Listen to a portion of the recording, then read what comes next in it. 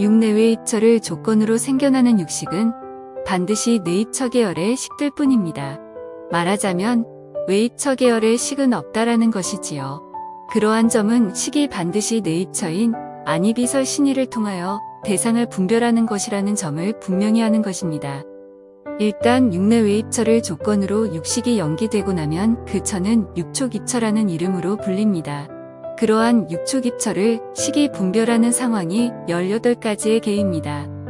육촉입처가 18개로 분별되고 나면 그 상황은 더 이상 육촉입처라고 부르면 안 되고 18개라고 불러야 합니다. 육촉입처는 6가지의 처이고 18개는 18가지의 개이므로 무엇보다 우선 개수에서 차이가 납니다. 그러한 18개에서 안개색계한 식계의 셋이 3, 4화합을 이루면 그것이 촉, 폐사입니다. 이때 그 촉에는 내입처 계열의 촉과 외입처 계열의 촉이 니까에 설해집니다. 만약에 외입처 계열의 촉을 모르시거나 무시하시게 되면 다음과 같은 일이 일어납니다. 하나, 오운이 촉, 수, 상, 행, 식으로 설해지는 경문을 이해하지 못하게 됩니다. 그와 같은 경문은 색온을 촉온으로 대체하여 설하는 경문으로서 특히 선정 상태에서의 오운과 관계가 깊습니다. 그러한 색과 촉의 관계를 구체적으로 설하는 경문이 외입처 계열의 촉을 설하는 경문입니다. 둘, 색과 촉의 관계를 이해하지 못하면 오치오는 연기된 것이다라는 경문에서 색온의 연기 과정을 이해하지 못하게 됩니다. 색온의 연기 과정을 이해하지 못하면 신수관을 어떻게 수행하는 것인지 모르게 되며 식과 신의 관계를 모르게 되어서 신에 매여져 있는 식을 보지 못하여 암과 봄을 성취하지 못합니다. 그러한 색온이 연기 과정을 구체적으로 설하는 경문이 외입처 계열의 촉을 설하는 경문입니다.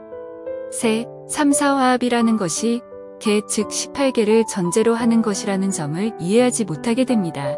그러한 개와 화합의 과정을 구체적으로 설하는 경문이 외입처 계열의 촉을 설하는 경문입니다. 넷, 색계와 식의 관계에서 6개가 연기되는 과정을 알아야만 그 6개에 이어 연기되는 오운을 알 수 있고 오운에 대한 7처3관을 이해하게 됩니다. 예를 들면 A의 집이 세계 집이라는 7처3관의 교서를 이해하려면 6개를 이해하여야 합니다. 이 6개는 외입처 계열의 촉과 식의 관계에서 성립하는 것입니다.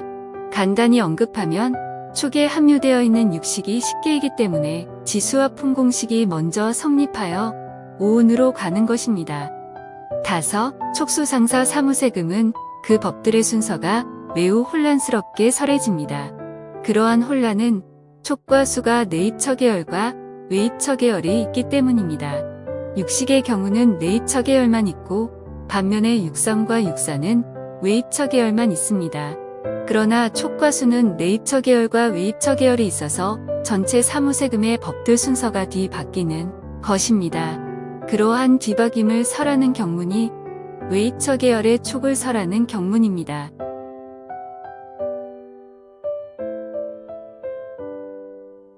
복잡하기 때문에 위 경문에서 연기의 흐름만 요약하면 아래와 같습니다. 색계, 색상, 색사유, 색촉, 색촉생수, 색욕, 색열, 색구, 색획득, 성계, 성상, 성사유, 성촉, 성촉생수, 성욕, 성열, 성구, 성획득, 향계, 향상, 향사유, 향촉, 향촉생수, 향욕, 향열, 향구, 향획득, 미계, 미상, 미사유, 미촉, 미촉생수, 미욕, 미열, 미구, 미획득, 촉계, 촉상, 촉사유, 촉촉, 촉촉생수, 촉욕, 촉열, 촉구, 촉획득, 계, 법상, 법사유, 법촉, 법촉생수, 법욕, 법열, 법구, 법획득, 색성향 미촉법이라는 외입처 계열의 계를 조건으로 연기되는 것들이 나열되어 있습니다. 이러한 연기도 육류법입니다. 육류법은 복잡하여 여러 종류의 육류법이 설해진다는 점을 염두에 두셔야 합니다. 위와 같은 외입처 계열의 촉의 내로와 외로라는 위치적 구분을 적용시키면 의외로 내로에 위치한 법이 외입처 계열의 촉입니다. 헷갈리시지요? 보다 더 헷갈리고 이해하기 어려운 점은 바로 이 외입처 계열의 촉에서 생겨난 외입처 계열의 수가 상수멸에서의 그 수라는 점입니다. 놀라우시지요? 상수멸에서의 상수란 산야에서 느껴진 발을 의미합니다. 위의 연기 과정을 유심히 보시면 외입처 계열의 수가 모두 산야에서 연기된 것입니다. 바로 그 수를 제거하면 그것이 바로 상수멸의 성취입니다. 놀라운 이야기입니다만 제가 지어낸 이야기가 아닙니다. 여러분들은 꿈속에서 산야의 활동을 봅니다. 그걸 꿈꾼다고 하지요.